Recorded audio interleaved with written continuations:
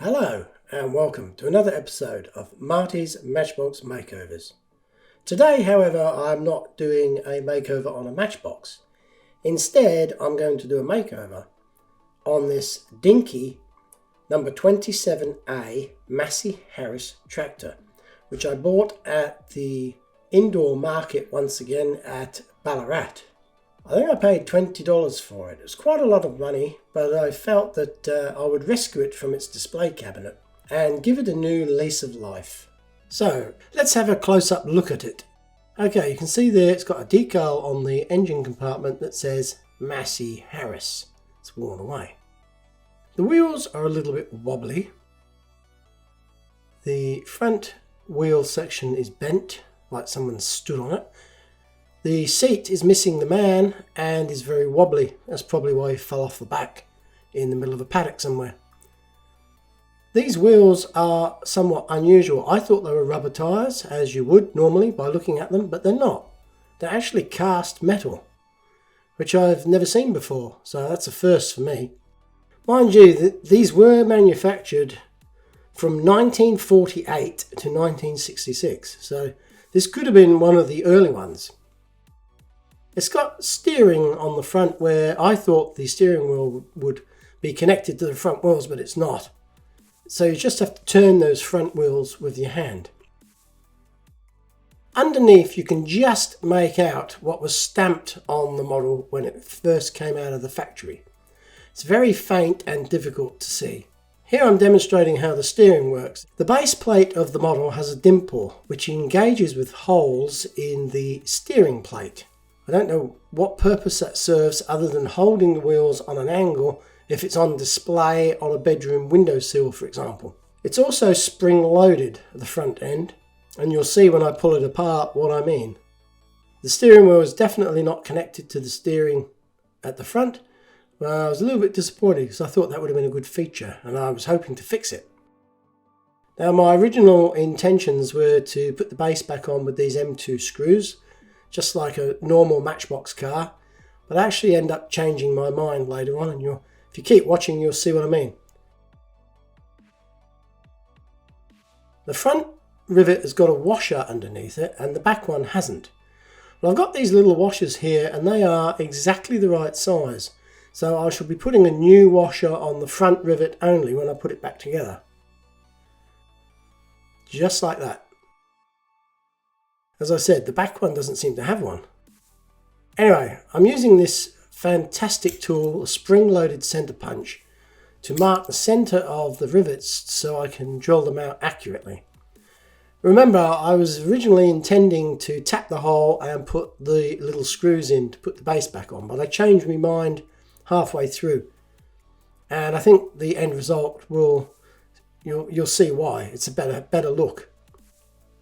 Anyway, I've already drilled that out and tapped it, and now I'm just taking off the large head of the rivet so I can take the steering plate off, straighten it up and paint it and put it back on again. It's a lot of metal coming off here. These are heavy duty rivets. It's probably why it stayed together for, who knows, 70 years, maybe more.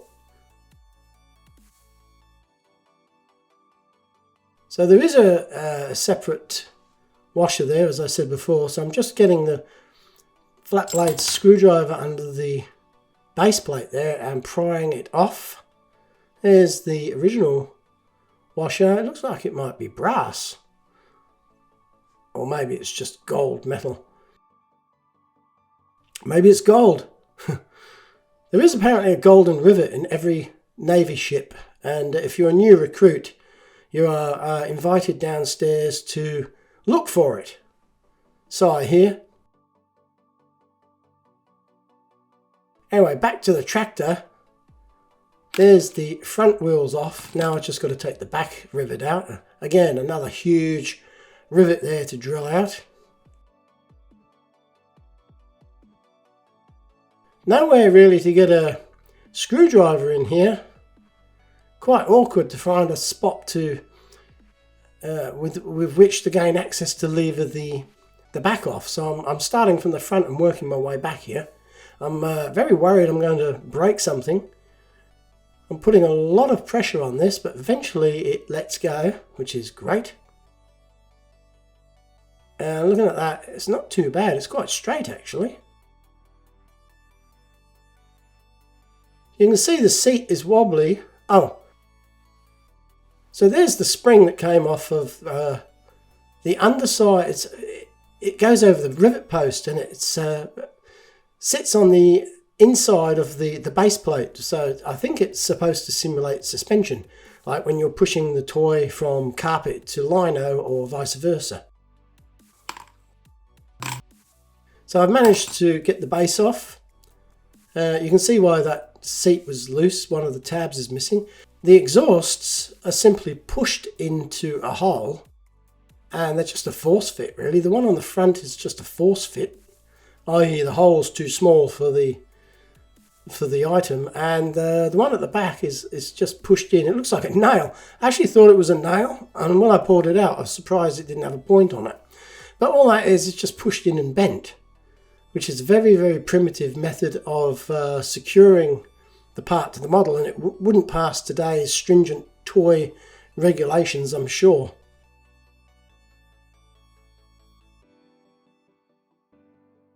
The main exhaust, there's a question for anyone who knows. Why is there two exhausts, or is one an air intake? This is definitely, I'd say, the exhaust, because it's got like a muffler on it, or a silencer. But the other one I'm not too sure about. I don't really know much about tractors, to tell you the truth. Again, the steering wheel is just simply pushed in and bent over. Surprised it's still there after all these years. It wouldn't really take much for a kid to pull it out.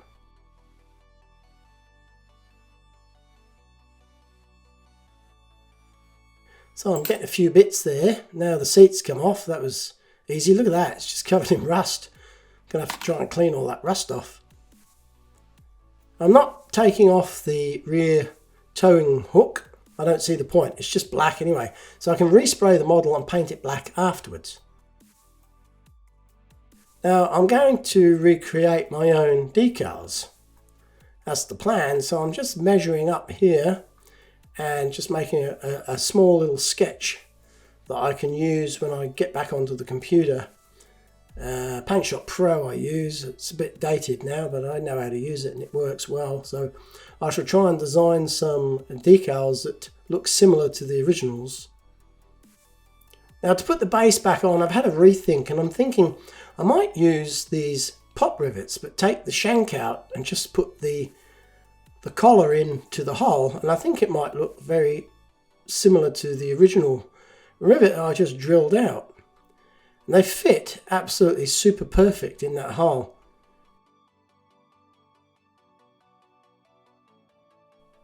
The back one, I'm going to have to shorten the collar because there's not a lot of metal there, not a lot of depth for me to drill into. So I'm going to do the same on the back, but I'm going to make it shorter. Now when I pried the base off, I did tend to warp it slightly at that far end. It actually looks like a key, doesn't it, flattened out? So I just hammer that flat. Now this here needs some attention, as does this. The seat, they've all got rust. They're all different degrees of rusting on them.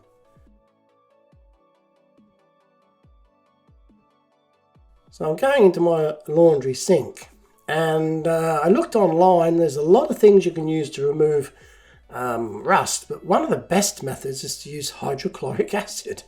And I just happened to have a bottle in the shed. I'll tell you why, because I did some paving a few years ago at the old house, and I used a solution of hydrochloric acid to get rid of the mortar that had spread on the bricks as I mortared them in to make a nice solid path.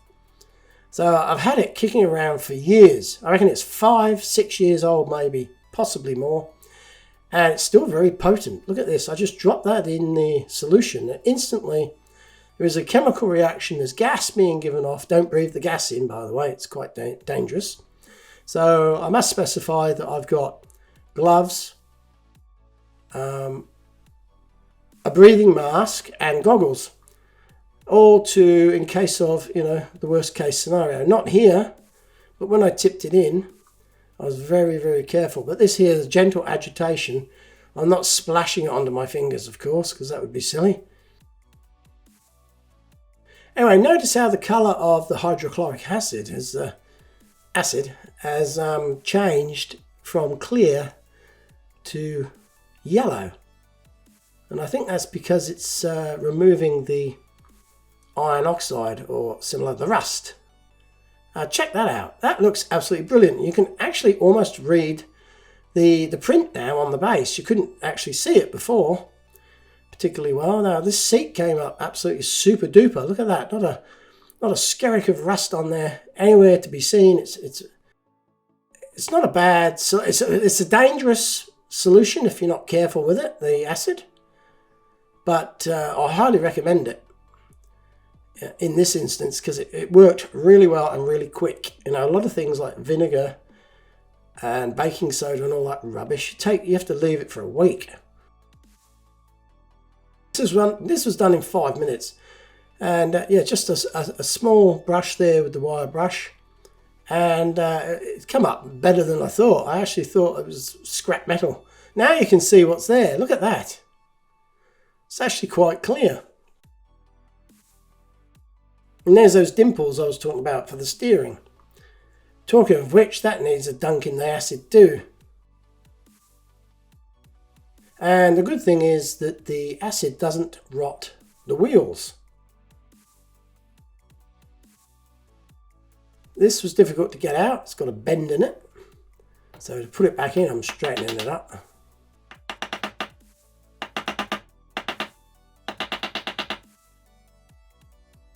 Not bad. Actually, could be better. Anyway, I end up getting it pretty straight, and here's a test.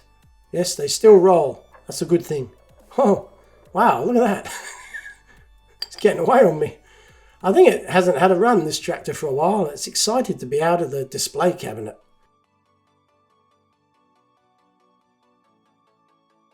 So I was going to paint the tyres with the grey and the yellow with some yellow.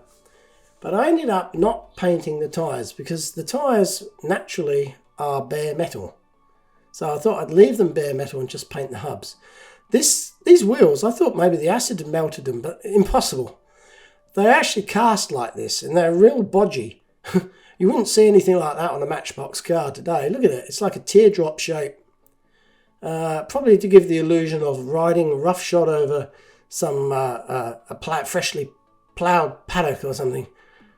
To give it more realism, they've made egg-shaped wheels. To match this colour, which is rather like a peachy colour, I started with the red, the darkest colour first. I looked up the recipe on the internet. Started with the red, added some yellow to get pinky orange, and then I added white. Small amounts of white until you get the shade correct. So that's how I made that colour match. I'm hoping that looks like it probably did when it was brand new. That kind of colour. It's not really the correct colour for a tractor, I wouldn't think. I love a bright red one or a green one, but not really a pink one.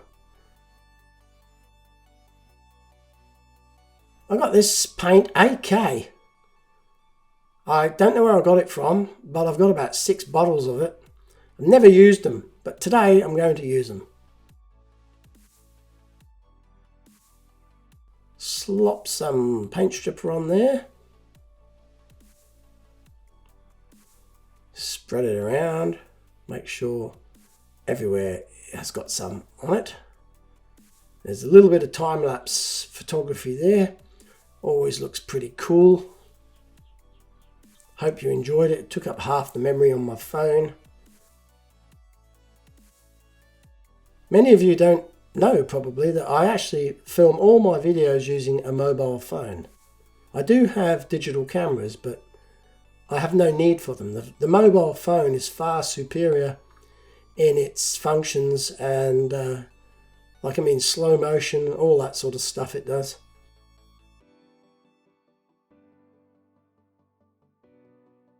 Right, I'm going to put the wheels into the sonic cleaner.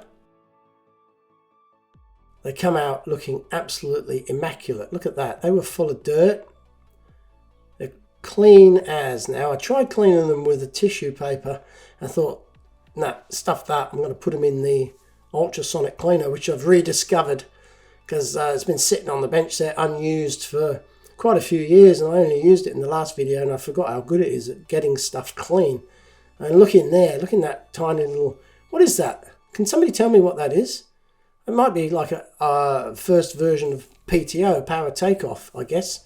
You know, the tractors have them now at the back, but I wonder whether they were coming off of the crankshaft out the side of the motor when this was made, you know, back in the 50s, 40s even. So I've got all the old paint off, and now it's time to put the new stuff on. I always use the Tamiya Fine Primer before I paint. Before I can paint this, I have to flatten that out, the steering plate. It's a little bit bent there. That's how it was when I bought it. That was quite an easy fix. Once I worked out I had a bit of metal there, the right thickness. I do go again. After I've reviewed this footage, I thought, oh, it doesn't look as good on the big screen as I thought, so I redid it. Now it looks a little bit better.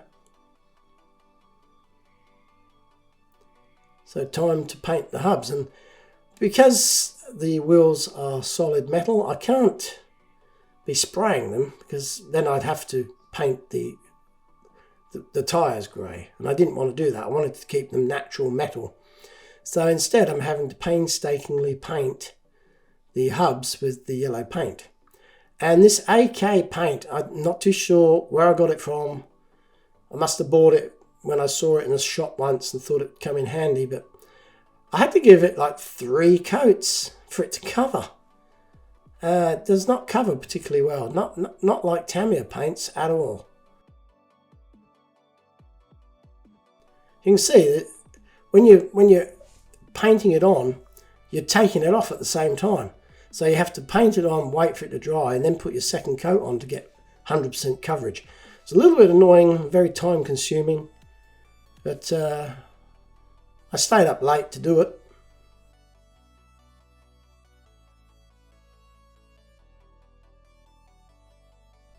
This is a lovely colour, but like I say, it's not my colour of choice. If I was working for DINKY at the time, I think I would have said, let's go post office red, or John Deere green, or yellow even, but not pink. It's just me, of course. The paint goes on not bad, actually. It looks pretty good. Covers a lot of the damage that this tractor has suffered during its life. Now this is the original second exhaust pipe, or whatever it is, and it's incredibly pitted on the end there. It's all rusty and pitted, and I thought, stuff it, I'm not putting that back in, I'll make another one. So I got an axle the same diameter, and I ground the head down to replicate the top of the other one, and I just nipped it with the cutters to make a sort of ridge to lock it into the hole when it gets put back in. Steering wheel is very difficult to straighten. I was terrified I was going to break it. I stopped when I got it as good as I wanted. The wheels turned out, they look good, but like I said, 3 maybe 4 coats on those back hubs there. It took quite a while. I love the base. The black paint went on, but it kind of highlighted the fact that it had rust on it. So it kind of looks a little bit iffy. The seat I put back in, loose as, of course, no tabs to bend over. So I put 2 blobs of araldite underneath to hold it in position. And I just got to paint that tow hook black to make it look like the original.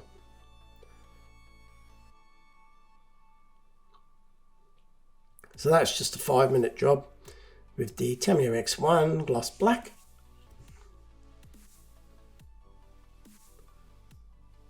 Quite awkward to get in there because those guards are so huge.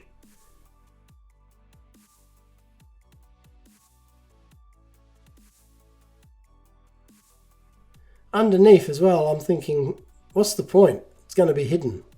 But then I thought, well, it's got to be done really to make it look neat and nice, even though no one's ever going to see it. So this is the axle for the rear. This is the rivet for the rear.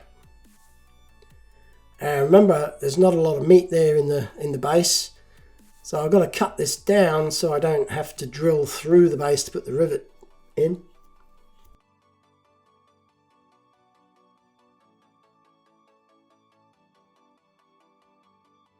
So that was quite easy. I'm leaving that burr on there. I'm hoping it will lock it in. So time to put it back together again. The steering wheel is fiddly and I'm terrified. I've left this paint overnight and I'm not 100% it's hardened. I'm so worried always about leaving fingerprints and minor damage on the final build, because you don't see it until after it's been on the carousel, and then you're reviewing the video on the computer, the big screen if you will, and then you see all the fingerprints that you've left behind. It's just gut-wrenching. You have to sort of wind the clock back and fix it up, just when you thought you'd finished. I notice in a lot of the pictures the steering wheel is extended quite a way back. I might have made mine a little bit too short. I did stretch it out a little bit. Remember, I've got a little man coming to sit in the seat, so I don't want it too close, but again, I don't want it too far away. I'm just propping those exhaust pipes up. Again, a blob of araldite helped in keeping those in. There's that spring. Still a bit of a mystery as to what it's supposed to do. I can only assume it's to allow the, as I said before, the base to flex and move up and down as you're pushing on the front of the model. I can't see it adds any play value or any benefit at all, really. Anyway, my fingers are so fat that I have to resort to using a toothpick to place the rivet in the hole. Now here I've got a tiny dab of araldite which will be forced into the hole when I push the rivet in. Here we go. This is my toothpick setup, whereby if you've got fat fingers, toothpicks will come to your aid every time. I've cleaned up that little squishy bit that came off the side with a wet cotton bud, and now I'm pushing that down with the flat bladed screwdriver, and it's seated very firmly, and it actually looks pretty good, like the original rivet.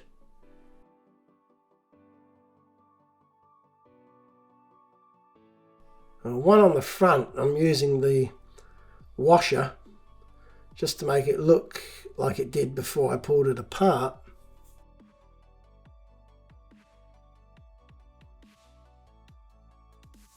Here we go. This one was a little bit tight. I had to give it a lot of push to get it in. And can you see? Oh, look at that. Oh, that was annoying. Again, a wet cotton bud as quick as you can before it reacts with the paint or anything else. Just get it straight off and you dodge a bullet every time. Just got to touch up some highlights here with the chrome. Now, I've got to tell you, the man is not going to be here until next couple of days, in which case, when it arrives, I shall be putting out a little update video to show you the finished product with the man in place. Anyway, in the meantime, I thought I'd have a bash at making some decals. So I printed these yellow ones onto clear backed transfer paper, and you couldn't see them. I put them on a practice car and you couldn't see them, so I thought I'd match the colour of the tractor and make some on the white backed transfer decal material. And as you can see, my printer didn't handle it too well. It was a lot of smudges, a lot of failures. I managed to get the colour right. It was using a colour matcher app on my phone. I went outside and photographed the model, and it gave me a hexadecimal code for the paint. So that's the back colour that I printed on the white transfer decal paper with the yellow letters on it, and I thought it would look quite good because it's the same colour apparently, and to the naked eye it looks like it's the same colour. Anyway, what happened was I put it on and it didn't look any good at all. So I've had to seek professional help and get one sent to me from England. So they won't be here for a while either. Here you can see these models on an auction site there. They're quite expensive to buy if they're in good condition. Mine wasn't, of course, that's why it was 20 bucks. But yeah, if you see one that's in good condition, snap it up, because they're highly sought after. So here's my attempt at putting on a homemade decal that I thought was the right colour. And I was quite prepared to have to touch up around the edges with a matching paint. But I put it on and I looked at it and I thought, no, it looks absolutely rubbish.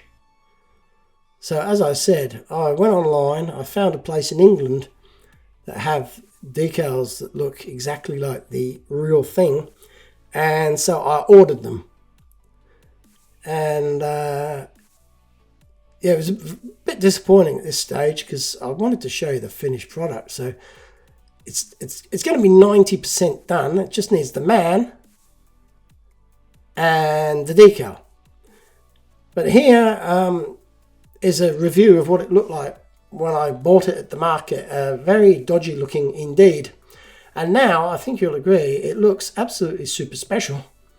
And I'm very, very pleased with the finished result. And when I get the man sitting in there and the decal on the engine compartment, I think it's going to look amazing. And it's going to be a welcome addition to my ever-growing collection of vintage vehicles. Here is a picture of a real one, just for comparison. If you'd like to find out more information about this model, I've left a link in the description. Check it out. It's the Dinky Toys Collectors Association website. I hope you've enjoyed this video, and if you have, please remember to like and subscribe and recommend to your friends. If you have any, I don't. That's why I do this hobby. Until next time, this is Marty from Marty's Matchbox Makeovers saying goodbye and thanks for watching.